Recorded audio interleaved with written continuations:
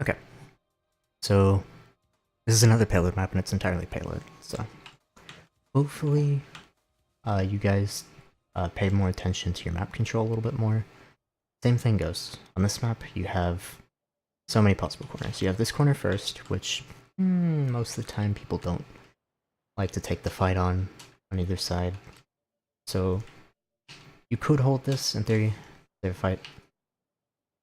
You're tagging. So, or defending, sorry. Well, you're attacking right now. We'll save them.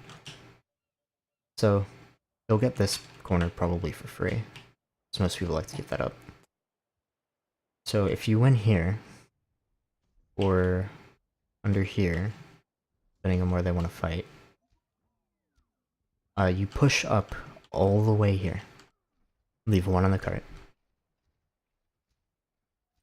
Because then, like, if you win on that first corner, then you have to take this fight if you don't take the ground. But if you take the ground here, you take that one fight there, and if you win it, you get the cart straight to point.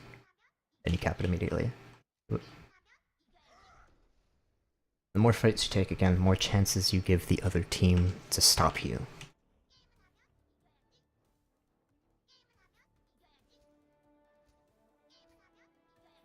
You have the Bastion though, so it's gonna be kind of hard to take map control with, so you're probably banking on winning every single fight that comes to you. Oh, this is interesting. This is very interesting. Alright. This is a fun thing to watch. You don't have anyone on the cart though, so... Okay, now you have D.Va on the cart. It's kind of questionable, but... whatever. You probably drop Lucio back and let D.Va go up. This is funny. I like this. Yeah, see here? You take control. You have control up to this corner now. You should have the Bastion up there, which is very cool. You could probably bounce him over here to get more map control. So you don't really have to take this fight here because you're not going to peek out in the Bastion. They do have their pick here, and they do have Bastion asleep, so this might turn in their favor. It's looking like it, because they have Bastion in position, so your map control is basically lost. They are contesting the cart this time too, so your cart's not moving. And now Bash is sort of caught out there. They have the dilemma, do I push up or fall back, give this position up? You should probably switch now, yeah.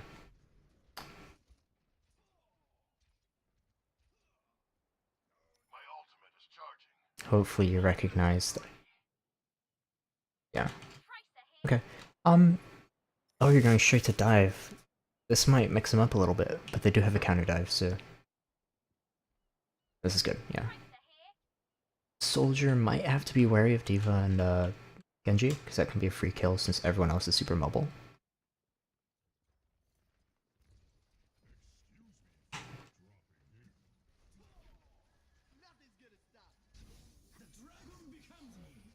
Can be devastating, but I think it's kind of a waste that you used it before the fight even started. Yeah, see?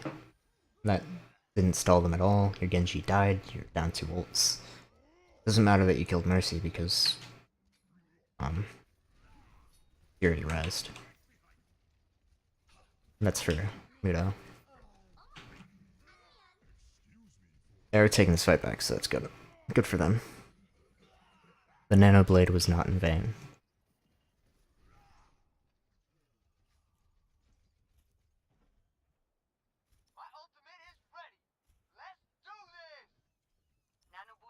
Honestly though, after the blade, the blade went and you killed the Genji, you should have just dove in.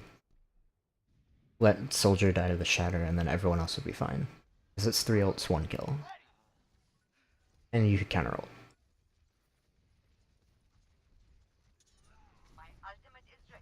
You switched Tracer for Pharah? It's alright I guess, but I probably would have switched Soldier for Pharah instead.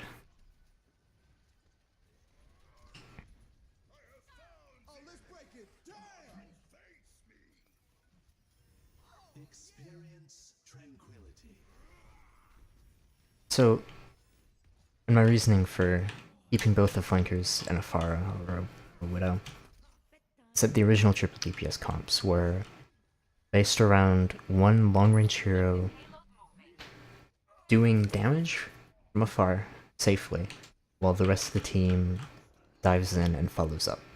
The dive pressure lets that long and Shiro, like Widowmaker or Pharah, shoot from afar completely safe because most teams won't risk their security to go and kill a certain hero. So like counter diving in that situation is very risky. So what you would do is you would have a Pharah Widow with a Genji Tracer or Winston to follow up on every single thing that Pharah Widow does.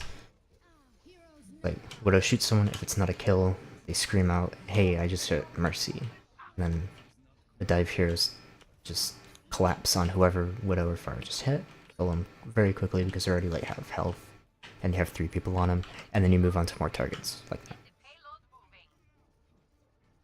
So when you have a soldier there, it's alright, but he does chip damage, not burst damage. So he gets maybe 20, 50 HP at a time, and it's really easy to heal, and it's harder to follow up on effectively. But again, I have seen people run soldier in dive comps, but it's usually 2-2-2 dives.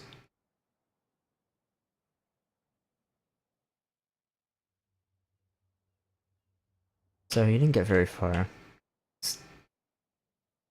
Map control for your Bastion was okay, but it wasn't great. Like, if you kept Lucio up there, speed boosted him and Reinhardt up here, look at everything you can see. Move over here, shoot down there. You would have full vision over the rest of the point that you had to go to. But instead you kept him over here, where he can only see here and there, but there was no one playing there. So people could flank him from here, up there, here, there, shoot him from there. He was a lot more vulnerable, and he couldn't see anything. At least as much as he could have up there. But it was a good idea, I really liked it. I might steal that.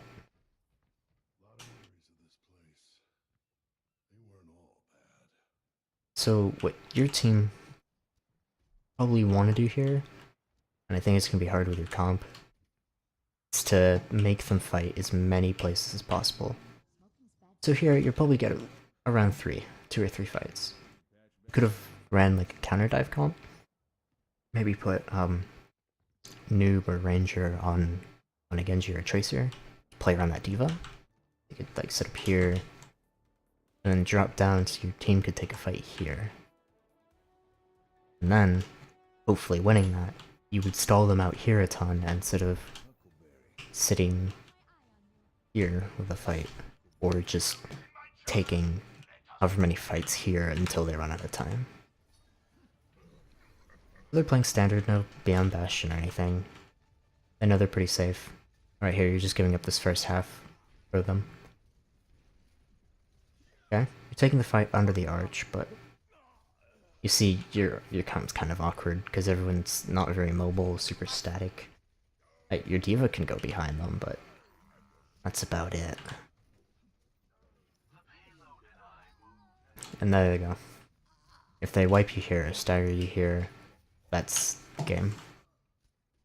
Because map control. And see what they're doing here? They're guaranteeing that you don't contest. They have control over your spawn doors. That's that.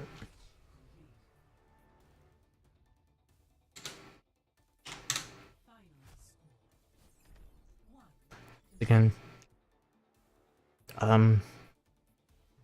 what's keeping you from winning these fights, or at least keeping your momentum, is your use of map control, which is almost non-existent sometimes.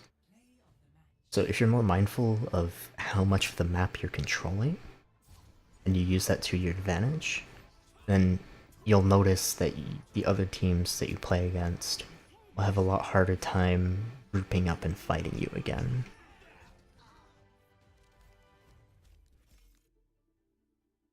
It's like a big problem with a lot of teams is that when they try to group up, they'll start poking alone, or maybe with like 2-3 people.